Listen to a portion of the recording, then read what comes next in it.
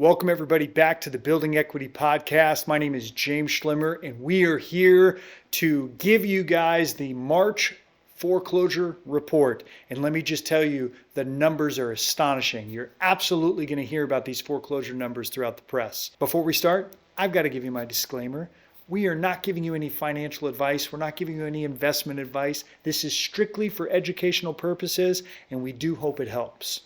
Now, as always, if you are buying and selling real estate using your self-directed IRA, please visit IRATitlePro.com. We've got a suite of resources that are free for you to use at every step of your journey, whether you're buying, selling, or lending. And yes, we've got a great closing team that's ready to close your transactions as well, so make sure you reach out to them.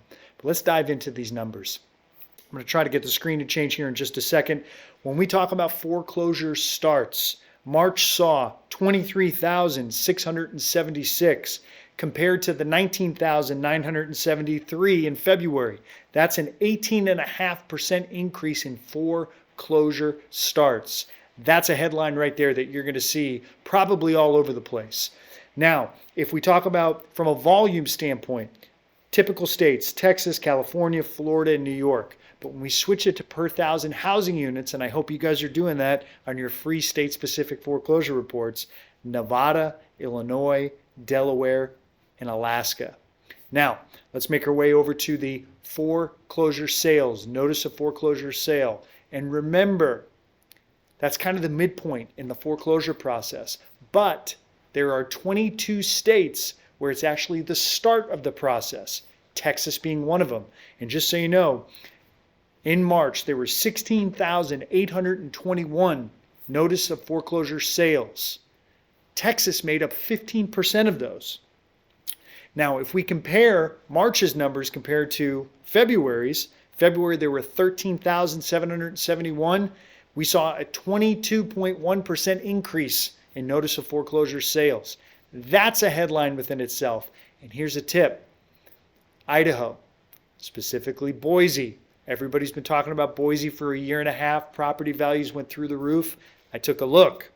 Notice of foreclosure sales in March compared to February. February was 36 notice of foreclosure sales in Idaho. In March, it shot up to 99.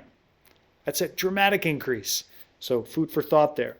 From a volume standpoint, standard Texas, Michigan, Georgia, and California for the notice of foreclosure sales. But I want to head over here to the REOs. Remember, REOs is when the property made its way all the way to the auction at the clerk of courts. It was not sold at auction, so it reverted back to the bank. From an REO standpoint in March, there were 4,791 compared to the 3,831 in February. There were a 25% increase in REOs. And from a volume standpoint, we saw Michigan, Illinois, New York, and Pennsylvania. Michigan had 15% of the REOs in March, believe it or not. So the headlines here are this. Foreclosure starts, 18.5% increase. Notice of foreclosure sales, a 22.1% increase. And REOs across the nation, a 25% increase. Now you couple that information, which is going to make headlines everywhere, with the consumer debt, credit card debt, with the subprime auto delinquencies, unemployment, what's going on in the economy. There's a real narrative. That's not just a narrative, this is fact.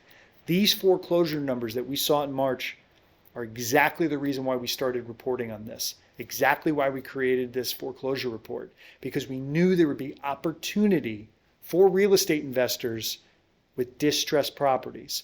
And remember the backlog of foreclosures, the moratorium during the pandemic. There's real economic circumstances is a better word that is going to create more distressed properties, which is why we want to provide this info for you. So if you have not signed up for your state-specific foreclosure report yet, I urge you to go to IRATitlePro.com, take a look under reports, you'll see it. You can head over, sign up for your state-specific report. And guess what? We just launched our state-specific single-family rental data as well. It's really cool. Check it out. We got a whole show on that. And again, thank you for your time. I hope this was helpful, and we'll talk to you next month.